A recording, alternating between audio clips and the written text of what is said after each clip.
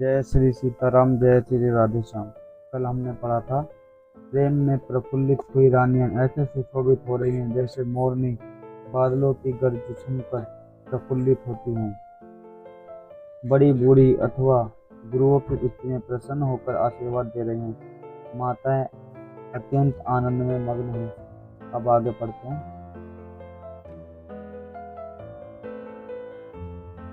उस अत्यंत प्रिय पत्रिका को आपस में लेकर सब हृदय से लगाकर छाती को शीतल करती हैं। राजाओं में श्रेष्ठ दशरथ जी ने श्री राम जी, लक्ष्मण जी की कीर्ति और करनी का बारंबार वर्णन किया। यह सब मुनि की कृपा है, ऐसा कहकर वे बाहर चले आए।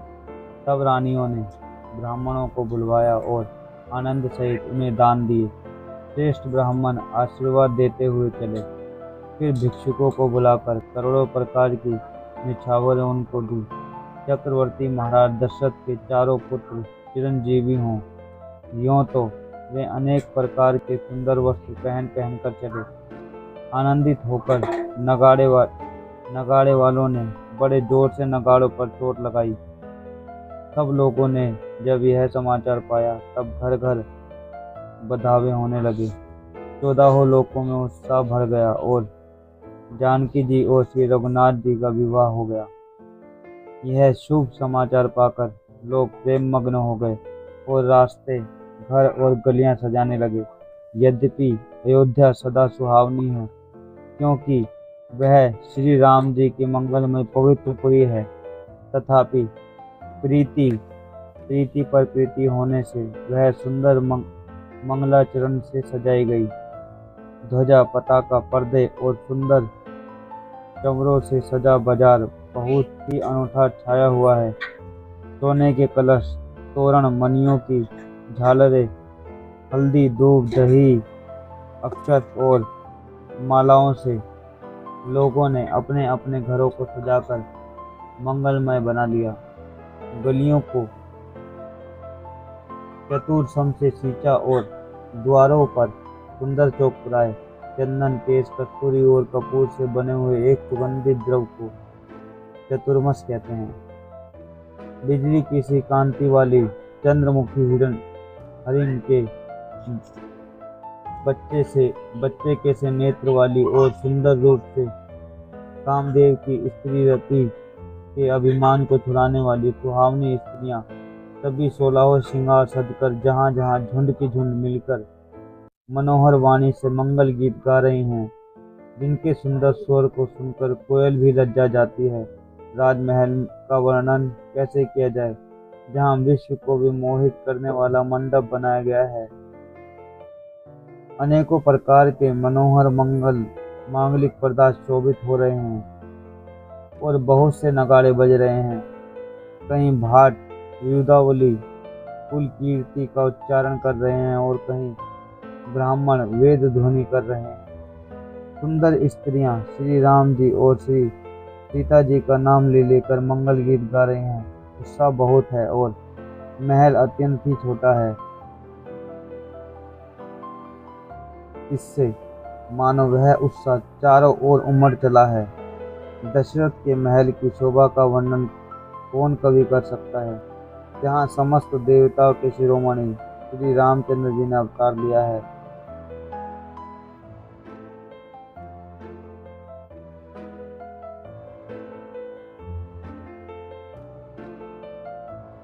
फिर राजा ने भरत जी को बुला लिया और कहा कि जाकर घोड़े, हाथी और रथ सजाओ, जल्दी श्री रामचंद्र जी की बारात में चलो। यह सुनते ही दोनों भाई भरत जी और शत्रुघ्न आनंदवश पुलक से भर गए। भरत जी ने सब सहानी घुड़साल के अध्यक्ष बुलाए और उन्हें घोड़ों को सजाने की आज्ञा दी। वे प्रसन्न होकर उठ दौड़े। उन्होंने रुचि के साथ यथायोग्य जी ने कसकर घोड़े सजाए। रंग रंग के उत्तम घोड़े शोभित हो रहे हैं। सब घोड़े बड़े ही सुंदर और चंचल करने की चाल चलते हैं। वे धरती पर ऐसे पैर रखते हैं जैसे जलते हुए लोहे पर रखते हैं। अनेकों जाति के घोड़े हैं जिनका वर्णन नहीं हो सकता। ऐसी तेज चाल के हैं मानो हवा का निरादर करके उड़ना चाहते हों। उनके सब घोड़ों पर भरत जी के समान अवस्था वाले सब छैल छबीले राजकुमार सवार हुए। वे सब सुंदर और सब आभूषण धारण किए हुए हैं। उनके हाथों में धनुष और कमर में भारी तरकस बंधे हैं। सभी चुने हुए छबीले छैल शूरवीर चतुर और नवयुवक हैं। प्रत्येक सवार के साथ 2 पैदल सिपाही हैं जो तलवार चलाने की कला में बड़े ही निपुण हैं। शूरता का बाना धारण किए हुए रणधीर वीर सब निकलकर नगर के बाहर आ खड़े हुए हैं। वे चतुर अपने घोड़ों को तरह तरह की चाल से फेर रहे हैं और बहरी तथा नगाड़ों की आवाज सुन सुनकर प्रसन्न हो रहे हैं। सारथी ने ध्वजा पताका मणि और आभूषणों को लगाकर रथों को बहुत विलक्षण बना दिया है। उनमें सुंदर चवर लगे हैं और घंटियां सुंदर शब्द कर रही हैं। वे रथ इतने सुंदर हैं मानो सूर्य के रथ की शोभा को छीने लेते हों। अनगिनत श्याम कर्ण घोड़े हैं। उनको सारथियों ने उन रथों में जोत दिया है जो सभी देखने में सुंदर और गहनों से सजाए हुए सुशोभित हैं और जिन्हें देखकर मुनियों के मन में भी मोहित हो जाते हैं, जो जल पर भी जमीन की तरह ही चलते हैं। वेग की अधिकता से उनकी ताप पानी में नहीं डूबती। अस्त्र शस्त्र और सब साज सजाकर सारथियों ने रथियों को बुला लिया। रथों पर चढ़ चढ़कर बारात नगर के बाहर जुटने लगी। जो जिस काम के लिए जाता है सभी को सुंदर शकुन होते हैं। शेष हाथियों पर सुंदर अंबारियां पड़ी हैं। वे जिस प्रकार सजाई गई हैं तो कहा नहीं जा सकता। मतवाले हाथी घंटों से सुशोभित होकर घंटे बजाते हुए चले मानो सावन के सुंदर बादलों के समूह गरजते हुए जा रहे हों। सुंदर पालकियां सुख से बैठने योग्य तामझाम जो कुर्सी नुमा होते हैं और रथ आदि और भी अनेकों प्रकार की सवारियां हैं। उन पर शेष ब्राह्मणों के समूह चढ़कर चले मानो सब वेदों के छंद ही शरीर धारण किए हुए हों।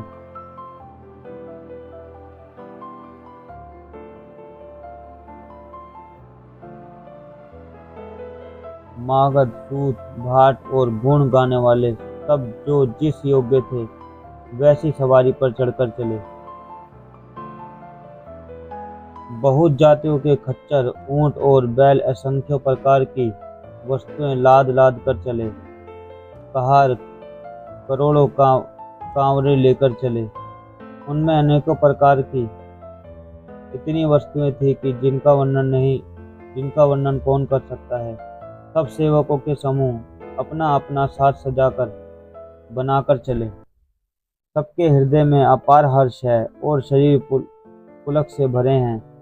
सबको एक ही लालसा लगी है कि हम श्री राम लक्ष्मण दोनों भाइयों को नेत्र भर भर कर कब देखेंगे।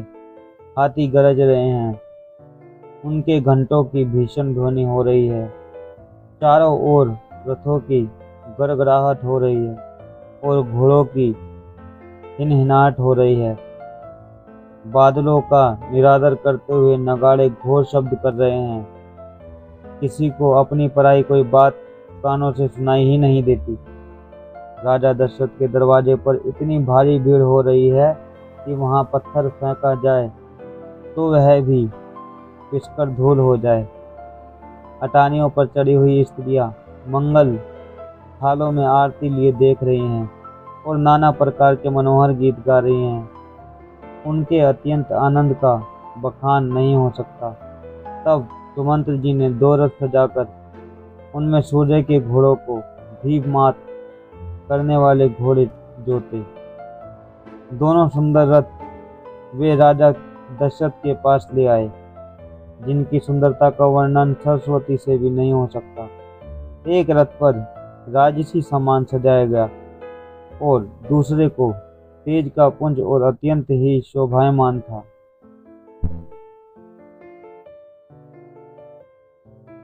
उस सुंदर रथ पर राजा वशिष्ठ जी को हर्ष पूर्वक चढ़ाकर फिर स्वयं शिव गुरु और गौरी पार्वती और गणेश जी का स्मरण करके दूसरे रथ पर चढ़े। वशिष्ठ जी के साथ जाते हुए राजा दशरथ ऐसे सुशोभित हो रहे हैं जैसे देवगुरु बृहस्पति के साथ इंद्र हो। वेद की विधि से और कुल की रीति के अनुसार सब कार्य करके तथा सबको सब प्रकार से सजे देखकर श्री रामचंद्र जी का स्मरण करके गुरु की आज्ञा पाकर पृथ्वीपति दशरथ जी शंख बजाकर चले। बारात देखकर देवता हर्षित हुए और सुंदर मंगलदायक फूलों की वर्षा होने लगी। बड़ा शोर मच गया, घोड़े और हाथी गरजने लगे। आकाश में और बारात में दोनों जगह बाजे बजने लगे। देवांगनाएं और मनुष्य की स्त्रियां सुंदर मंगल गीत करने लगी और रसीले राग से शहनाइयां बजने लगी। घंटे घंटियों की ध्वनि का वर्णन नहीं हो सकता। पैदल चलने वाले सेवकगण अथवा पट्टेबाज कसरत के खेल कर रहे हैं और फहरा रहे हैं। आकाश में ऊंचे उछलते हुए जा रहे हैं। हंसी करने में निपुण और सुंदर गाने में चतुर विभूषण मस्करे तरह तरह के तमाशे कर रहे हैं। सुंदर राजकुमार मंगल और नगाड़ों के शब्द सुनकर घोड़ों को उन्हीं के अनुसार इस प्रकार नचा रहे हैं कि वे ताल के बंधन से जरा भी डिगते नहीं हैं। चतुर नट चकित होकर देख रहे हैं।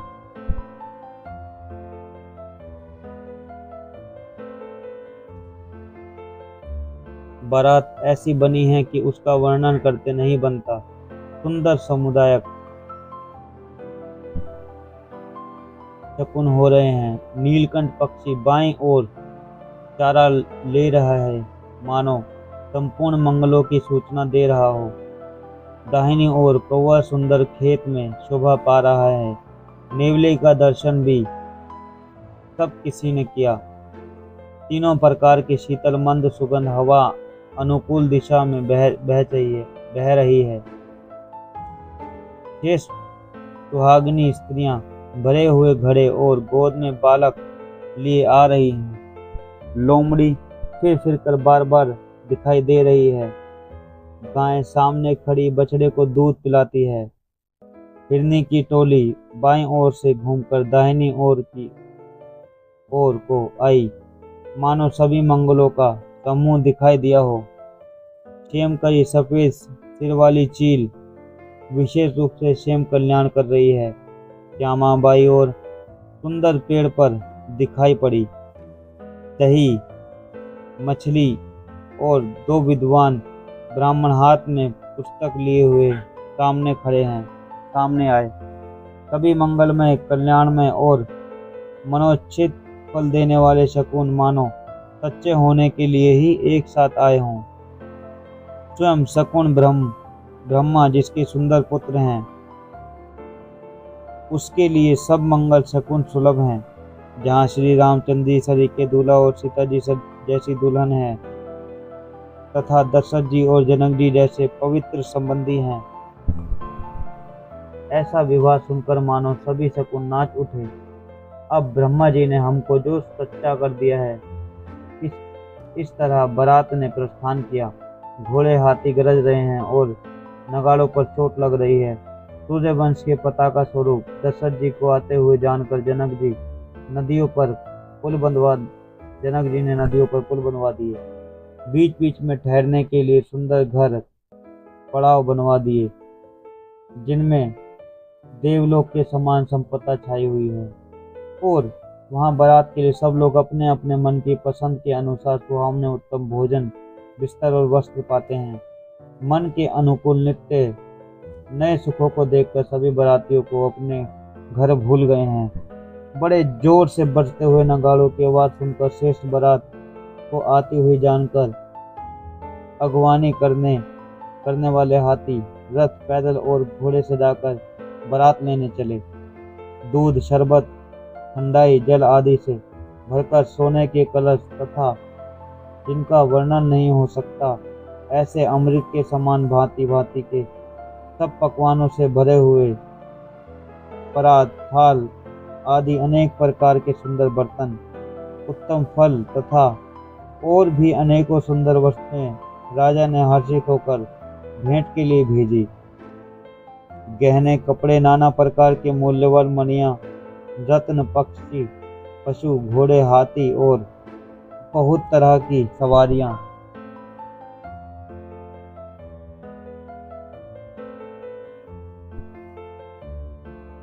तथा बहुत प्रकार के सुगंधित एवं सुहावने मंगल द्रव्य और शकुन के पदार्थ राजा ने भेजे। दही, चिवड़ा और अगणित उपहार की चीजें कांवरों में भर भर कर कहार चले। अगवानी करने वालों को जब बारात दिखाई दी तब उनके हृदय में आनंद छा गया और शरीर रोमांच से भर गया। अगवानी को सज धज के साथ देखकर बारातियों ने प्रसन्न होकर नगाड़े बजाए। बारात तथा अगवानों में से कुछ लोग परस्पर मिलने के लिए हर्ष के मारे बाग छोड़कर सर पर दौड़ चले और ऐसे मिले मानो आनंद के दो समुद्र मर्यादा तोड़कर मिलते हैं। देव सुंदरियां फूल बरसा कर गीत गा रही हैं और देवता आनंदित होकर नगाड़े बजा रहे हैं। अगवानी में आए हुए उन लोगों ने सब चीजें दशरथ जी के आगे रख दी और अत्यंत प्रेम से विनती की। राजा दशरथ ने प्रेम सहित सब वस्तुएं ले ली। फिर उनकी बख्शीशें होने लगी और वे याचकों को दे दी गई। तदंतर पूजा, आदर, सत्कार और बड़ाई करके अगवान लोग उनको जनवासे की ओर लिवा ले चले। विलक्षण वस्त्रों के पावड़े पड़ रहे हैं जिन्हें देखकर कुबेर भी अपने धन का अभिमान छोड़ देते हैं। बड़ा सुंदर जनवासा दिया गया है जहाँ सबको सब प्रकार का सुभाता है। सीता जी ने बारात जनकपुर में आई जानकर अपनी कुछ महिमा प्रकट करके दिखलाई। हृदय में स्मरण कर सब सिद्धियों को बुलाया और उन्हें राजा दशरथ जी की मेहमानी करने के लिए भेजा। सीता जी की आज्ञा पाकर सब सिद्धियां जहाँ जनवासा था वहाँ सारी संपदा, सुख और इंद्रपुरी के भोग विलास को लिए हुए गई। बारातियों ने अपने अपने ठहरने के स्थान देखे तो वहाँ देवताओं के से सब सुखों का सब प्रकार से सुलभ पाया। इस ऐश्वर्य का कुछ भी भेद कोई जान न सका। सब जनक जी की बड़ाई कर रहे हैं। श्री रघुनाथ जी का यह सब सीता जी की महिमा जानकर और उनका प्रेम पहचान कर हृदय में हर्षित हुए। पिता दशरथ जी के आने का समाचार सुनकर दोनों भाइयों के हृदय में महान आनंद समाता न था। संकोचवश वे गुरु विश्वामित्र जी से कह नहीं सकते थे, परंतु मन में पिताजी के दर्शन की लालसा थी। विश्वामित्र जी ने उनकी बड़ी नम्रता देखी तो उनके हृदय में बहुत संतोष हुआ। प्रसन्न होकर उन्होंने दोनों भाइयों को हृदय से लगा लिया। उनका शरीर पुलकित हो गया और नेत्रों में प्रेमाश्रु का जल भर आया। वे उस जनवासे को चले जहाँ दशरथ जी थे, मानो सरोवर प्यासे की ओर लक्ष्य करके चला हो। जय श्री सीताराम, जय श्री राधे श्याम। आज हमने यहाँ तक पढ़ा, कल आगे पढ़ेंगे।